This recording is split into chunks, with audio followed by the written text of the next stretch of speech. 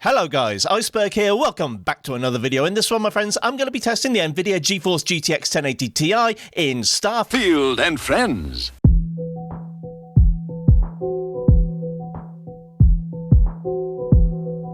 Yeah, I know. Back in my 3000 sub video last year, I promised that one day I'd do a crisp homage, and this seemed like as good a time as any. Starfield, Bethesda's latest RPG, just released to pre-order customers on the 1st of September, and I thought it was worth a look. For my maiden voyage, I decided the card that I most wanted to test, out of the ones I own, was the GTX 1080 Ti.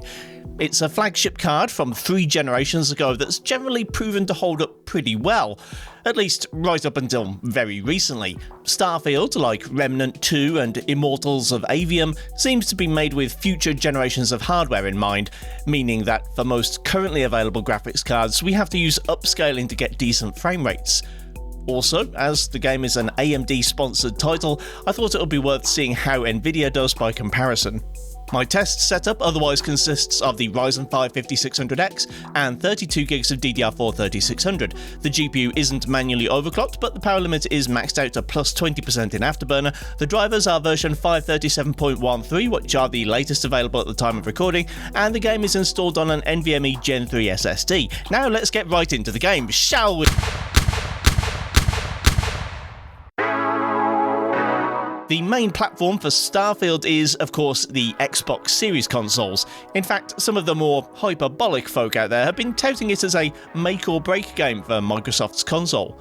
The cheaper Series S runs at 1440p and the Series X at 2160p, however these are merely output resolutions. The game is using dynamic FSR upscaling to achieve a 30fps experience, and from what I've seen on Digital Foundry's tech analysis, it seems to mostly achieve that. On paper, the 1080 Ti is closer to the Series X in performance and has access to slightly more VRAM than the console, so I think it's fair to expect a step above a Series S experience. Starfield is one of those annoying games that runs borderless windowed, and so you can't choose an output resolution other than the one of your desktop, so I'm running at a fixed 75% of 1440p. It's not clear how Bethesda calculates upscaling, but I'm going to guess that it's linear, and that means the resolution is now 1080p. Choosing different quality presets also changes the render resolution, but for this comparison I kept it to 75% for each. To get an idea of how different quality presets scale, I ran through this early scripted section, whereby you're introduced to the League of Extraordinary Gentlemen, led by middle-aged Emilia Clarke, and it's revealed that the game is actually a sneaky prequel to Halo. The low preset doesn't reach 60fps in this section. In fact, a consistent 60fps was basically impossible without ruining image quality entirely. It is pretty close to 50, however, and although it does a number on lighting, detail and quality, it's going to give the most consistent experience. Pushing up to medium makes Starfield actually look like a modern game, and it sees frame rates drop by a little over 10% to 43. High seems to take the biggest toll as a percentage, losing almost 20% from medium but still keeping above 30fps. Ultra, however, is pretty painful. Averages are only barely above 30 and lows are below it. While this comparison helps us get an idea of how the presets compare to one another, however, it's not the most representative of gameplay. Some moments, like ship takeoff, can cause serious frame time spikes, and outdoor scenes in cities are fairly demanding in their own right, but other sections, like interiors, will actually see dramatically better frame rates than the section I benchmarked. Also, it's worth noting that Starfield seems to be bucking the 2023 trend of being a VRAM hog. None of the quality presets are allocating more than about 7 or 8GB, and the actual utilization is far lower than that. Over time, the game's allocation does creep up, but still, the actual usage is much lower. Even at 4K high, with the default 62% resolution scaling, VRAM usage is below 6GB.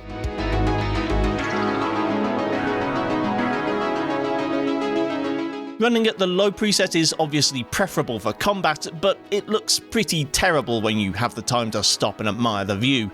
You might not notice while blasting space pirates, but the heavy detail reduction is extremely noticeable at a distance. Medium and above look pretty good, and combat is still achievable, though it obviously suffers when pushing below 30 FPS. Unfortunately, unlike Fallout, you don't have VATS, so this is very much a conventional first-person shooter experience, and you will feel frame rate drops when they occur. The game handles quality changes on the fly without issues, so I dare say if you're particularly sensitive to frame rate drops, you could play at high or medium while exploring, and drop to low when things get dicey. On a gameplay note, I'm about 8 hours in right now, I didn't have any particular expectations going in beyond it being a Bethesda game, and so far, it hasn't disappointed. In fact, the graphics are better than I'd expected, especially character models, though facial animation can be a touch uncanny.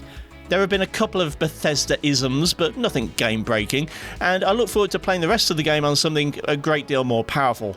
More on that in a couple of weeks' time.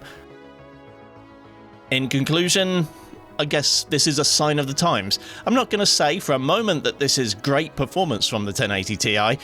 It scores a higher FPS in Jedi Survivor and The Last of Us at 1440p without any image scaling whatsoever. And while I can say Starfield looks great, I can't put my hand on my heart and say it looks better than either of those games. In a vacuum, however, a 30 to 45 FPS experience at 1080 medium is actually still pretty playable, even enjoyable. Starfield is a 30 FPS console game, and 1080 Ti owners can comfortably enjoy a console-like experience, just not a PCMR one. Now, I know Crisp signs off his videos with "love you all," but honestly, I'm not ready for a relationship. I want to keep things fun, you know? Thanks for watching, kindly do the usual YouTube things if you feel so inclined, and I'll see you next time.